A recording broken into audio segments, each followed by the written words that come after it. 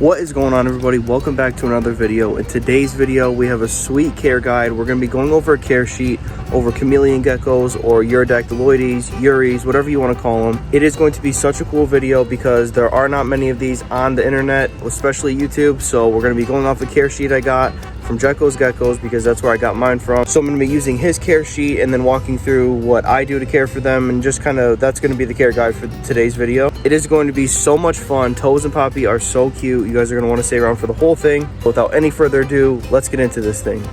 So before we're going to get into it, I'm going to show you their tank setup. Now I just sprayed, so everything's kind of wet. She's obviously right there. This is Poppy. But I just wanted to show you guys her tank very quickly. But this is like the perfect tank for them. Let me show you through right there.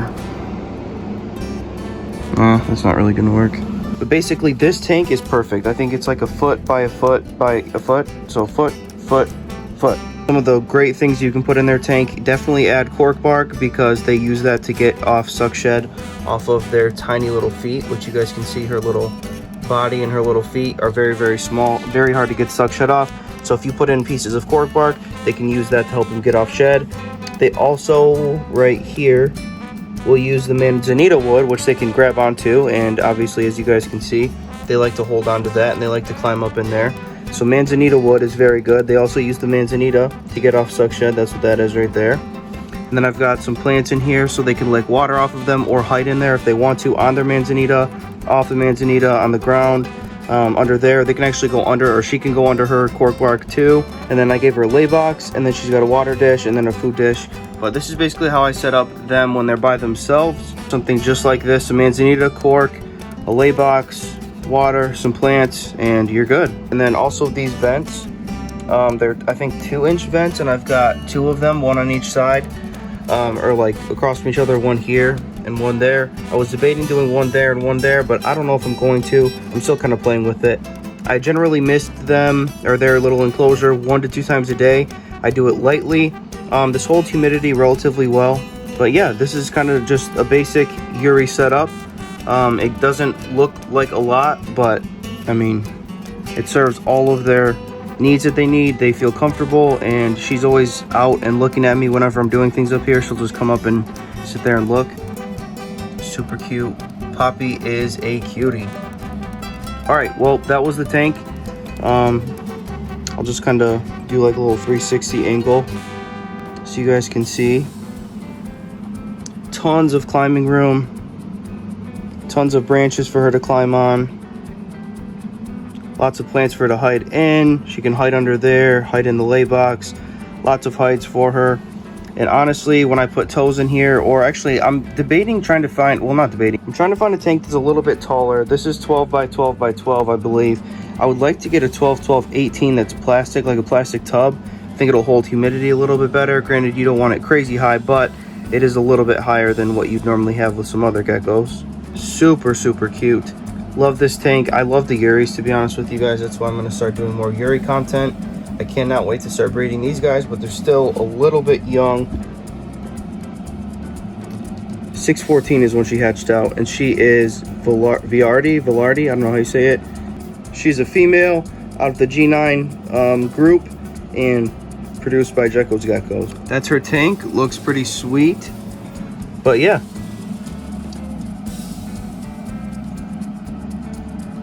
All right, let's get into the rest of the care guide. So since we're talking about their enclosure, we'll kind of just give you a little care guide about their environment in the wild. Basically, we need to have 60 to 80% humidity in their tank. Like I said, the manzanita wood works great for them to climb. The fake plants work great for them to lick water off of. And then the cork works extremely well at helping them get any single suck shed they have off of their body. Since it's a smaller gecko, it's a little bit harder to actually help them get suck shed off. So if you do these things and keep the humidity between 60 and 80% for most of the time, sometimes it can dry out a little bit, but 60 to 80%, it will be great for them. Very simple tank setup. Now, if you have a little or a smaller gecko and you did like an 8 by 8 by 8 cube, like an Exoterra or something like that, that would work well. Or a 6-quart shoe tote would work well for some smaller ones. Just make sure you've got decent ventilation like these. That's just my opinion. But yeah, and then I give her a lay box, food and water dish, and that is it for this. Super, super easy. that's pretty much replicating what they would see in the wild, especially if you have a decent amount of plant cover. Super great. I use paper towels for substrate. I don't really see why not. I use it for all my crested geckos, and if they want to dig or if they want to go in somewhere a little bit more humid, they have their dig box. They can hide underneath the cork.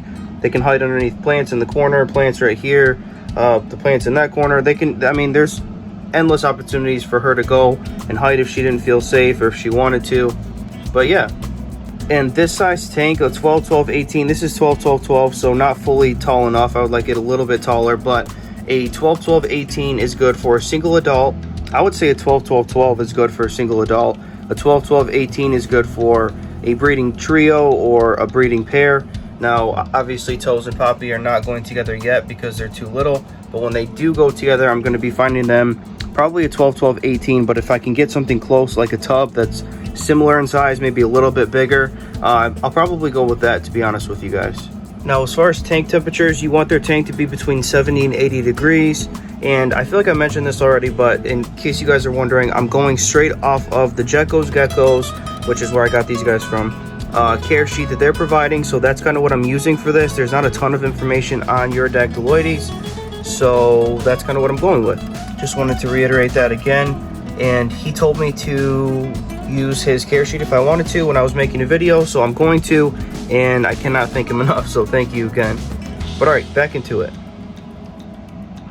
Now, I believe Jeckos Geckos says that they use UVB, but they've done tests and there hasn't been any difference in UVB or no UVB. Now, I currently don't use UVB. I'm still kind of looking into it to see if it does have a huge impact on their health or not.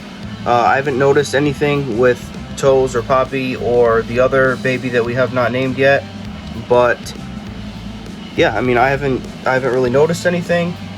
They're growing very well, very fast. Toes is on a diet, but Toes needs to be a little bit more on a diet. He needs to lose a little bit of weight. That's one thing I was going to tell you guys when you're feeding them. They are little geckos, so if they're eating a lot of food, that's probably not good because they can just pack on the fat. So you want to feed them small amounts every 2 to 3 days.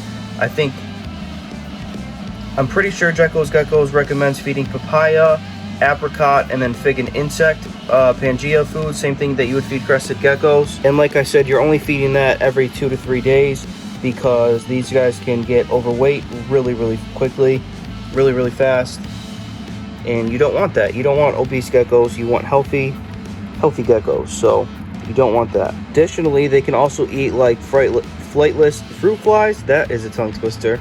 They can also eat small crickets and small dubia roaches. Now, I don't know if mine really ever have.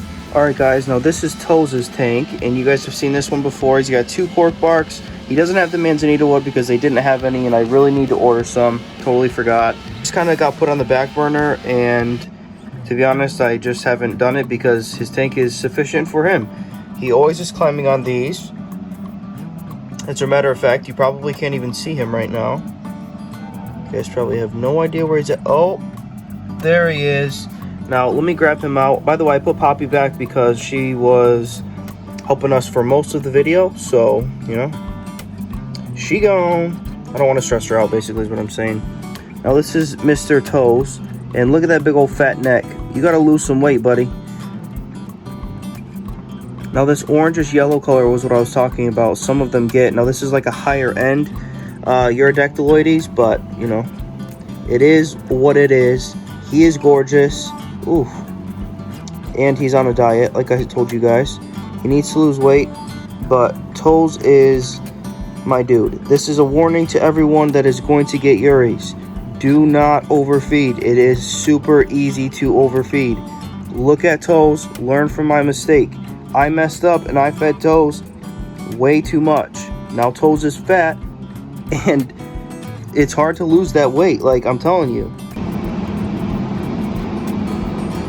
Now, one more thing about missing the enclosure. Jeckos Geckos said that on their care sheet that basically they missed once a day or every other day. I missed twice a day, but basically the important thing is let the tank dry out before mistings because they are prone to respiratory infections if their tank is too wet. So if it's too wet, let it dry out and then mist it again. You can see how fat his tail is too. Bunch of nutrients in there.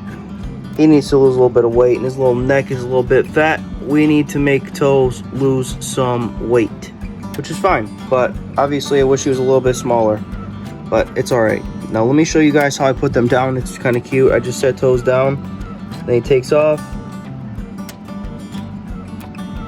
Got it, buddy? There you go. And then he'll take off. If he wants to go around there, down there, wherever he wants to go, he will go.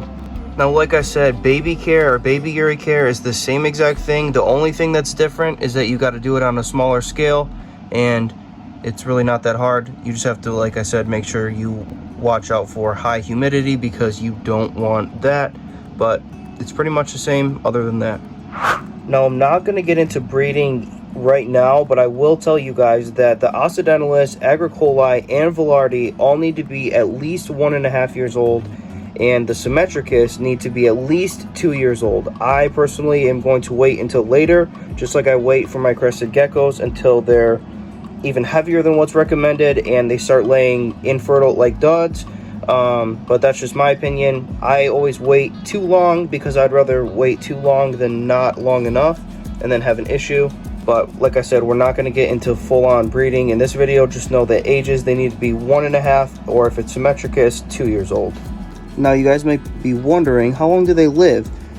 Everybody thinks 10 to 15 years, but nobody truly knows. Jeckos Geckos says that they just had one of their older females that was around 12 years old pass away, but they think it's somewhere between the ages of 10 to 12, but they don't really know, to be honest with you. So we're gonna say 10 to 12 probably because I don't know. Like I said, there's not a ton of research on these guys. I mean, there's some, but not like concrete. Like, this might be the only eury care guide, or one of the only eury care guides on YouTube. It's not even truly a care guide. I'm just going off of a care sheet. It's just telling you how I care for them and how I was told to care for them. So I hope you guys enjoyed. If there's anything that I missed, check out the care sheet. You can ask me. I might not know. You can also ask Jeckos Geckos. Like I said, that's where I got all mine from. Super gorgeous geckos, and I'm super excited that I got them. I cannot wait to add the rest of the subspecies to my collection and then actually start breeding these guys. I'm so excited. Super cool geckos. There goes Toes trying to run up my tattoo and up my arm.